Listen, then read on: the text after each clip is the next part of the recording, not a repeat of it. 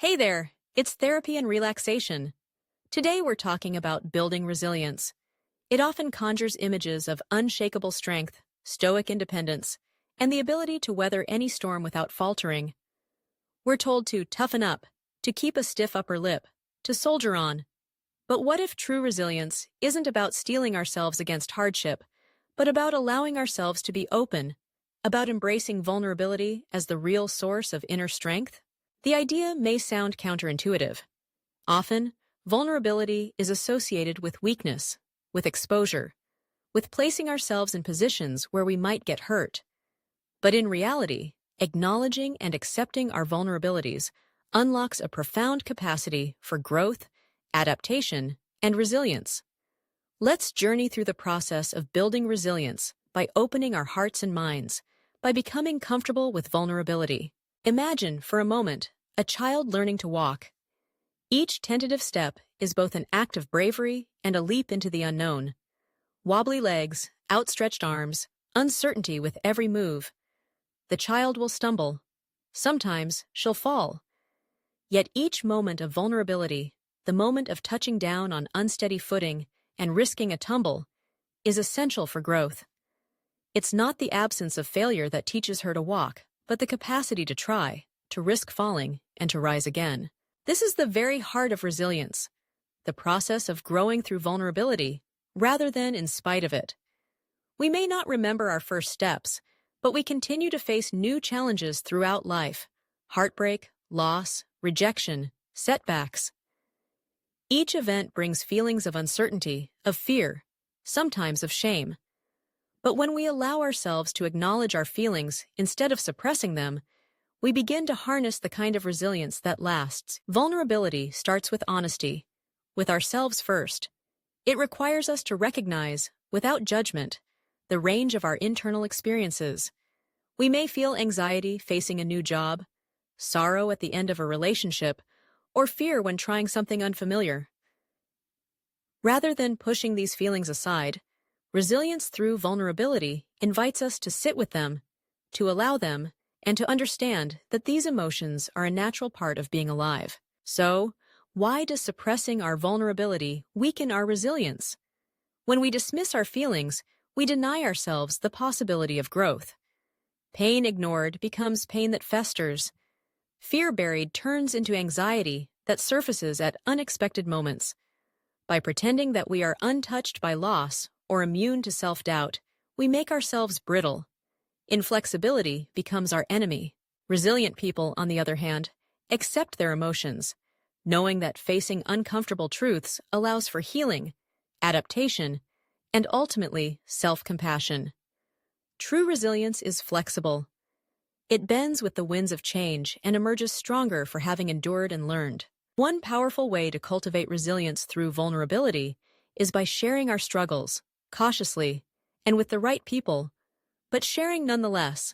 When we express our feelings with trusted loved ones, we gain perspective, empathy, and sometimes guidance.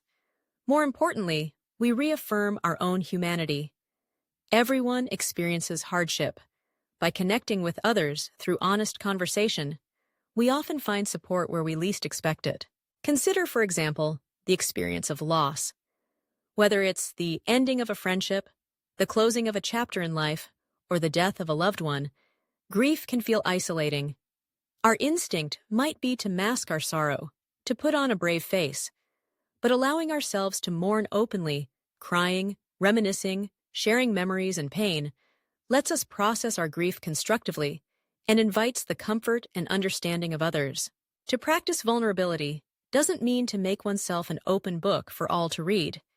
It is about willingness to be seen, to remove the mask in safe environments, and to hold space for our own complicated feelings.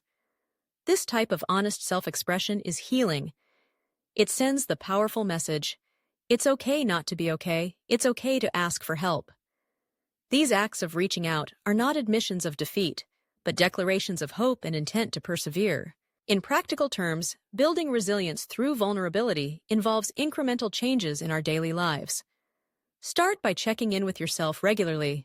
Ask, what am I feeling right now? Where in my body do I sense tension or unease? Naming emotions helps demystify them. Is it anxiety, sadness, frustration, loneliness? Once identified, emotions become more manageable. Journaling is a valuable tool for this. By putting pen to paper, we create a safe space to write honestly about our fears, joys, and hopes. Reading back, we often find patterns, clues about what triggers our discomfort and what brings us comfort.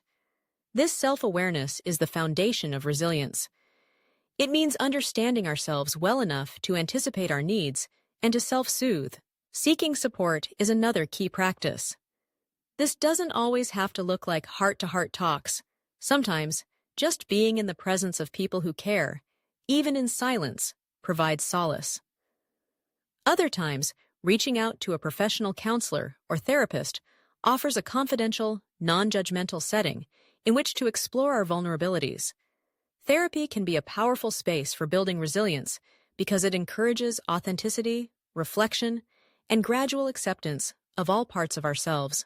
It's also essential to remember that resilience is not about avoiding difficult situations or emotions, but about developing the skills to recover and adapt. This means cultivating positive coping strategies. Engaging in mindfulness or meditation, for instance, helps us sit with discomfort without being overwhelmed. Deep breathing, grounding techniques, and self-compassion exercises foster a sense of calm, making it easier to approach vulnerability without fear. Self-compassion is, perhaps, the cornerstone of resilience. We are often our harshest critics, quick to judge our failures or shortcomings. Instead, try to treat yourself with the same kindness you would offer a dear friend. If a friend confided in you about a heartbreaking disappointment, would you criticize them for feeling sad? Or would you offer understanding, patience, and support? Offer yourself the same gift. The journey toward resilience through vulnerability is not linear. Some days, you may feel strong and open, able to embrace your full emotional range. Other days, you might retreat into old protective habits. This, too, is part of the process. Each step, no matter how small, fosters growth. Each act of gentleness toward yourself is a victory. Over time, vulnerability transforms from something to be feared into a source of connection and courage. It enables us to see not only our own struggles with compassion, but also the shared humanity in others. The more we practice vulnerability, the more attuned we become to the complexities of being alive. The joys and aches, the triumphs and setbacks, the beauty and impermanence of each moment. Importantly, this way of living enriches our relationships. When we open up, we invite others to do the same. Barriers dissolve. We discover that everyone has a story, that everyone has moments of fragility, and that true intimacy arises not from perfection, but from authenticity. Let's turn now to setbacks and failure, inevitable components of the human experience.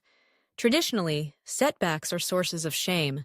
We fear judgment, so we cover up our failures. But resilience is not the absence of making mistakes. It's the ability to learn from them, to stand up and try again. By embracing vulnerability, we shift our perspective. Failure is no longer a verdict on our worth, but a lesson, a stepping stone. We meet ourselves with understanding, analyze what went wrong, and allow ourselves to grow wise. Vulnerability also encourages us to seek meaning in adversity. Clinical studies of resilient individuals reveal a common theme. Those who thrive after hardship tend to find purpose in their pain. This doesn't mean dismissing suffering or painting a silver lining on every cloud. It means believing that your experiences, even the hard ones, can deepen your empathy, broaden your perspective, and equip you for future challenges. Consider, for example, someone who has overcome serious illness. They may carry physical and emotional scars, yet many describe emerging with a heightened appreciation for life's small joys, a deeper gratitude for the love of friends and family, and a newfound capacity to support others in crisis. Their vulnerability during illness becomes a source of wisdom, a wellspring of resilience that continues to sustain them. You are resilient not because you are unbreakable, but because you allow yourself to feel, to falter, and to heal. As you cultivate vulnerability, you build a relationship with yourself, one grounded in honesty and trust. You begin to see each challenge not as a confirmation of your shortcomings, but as an invitation to expand your heart and your experience. Take also the role of boundaries in this journey. Being vulnerable doesn't mean exposing yourself indiscriminately. Healthy boundaries protect your emotional well-being, allowing you to decide when and with whom to share your struggles. Setting boundaries is an act of self-respect that nourishes your resilience. It sends the message to yourself and to the world. My feelings matter, my needs are real, and I am worthy of care. Alongside boundaries, gratitude amplifies resilience. Even in difficult times, there are often moments, however small, of lightness and connection. The warmth of sunshine through a window, a favorite song, a comforting meal, a shared laugh. Thanks for sticking around. Don't forget to subscribe us and check out therapyandrelaxation.com for more. See you tomorrow.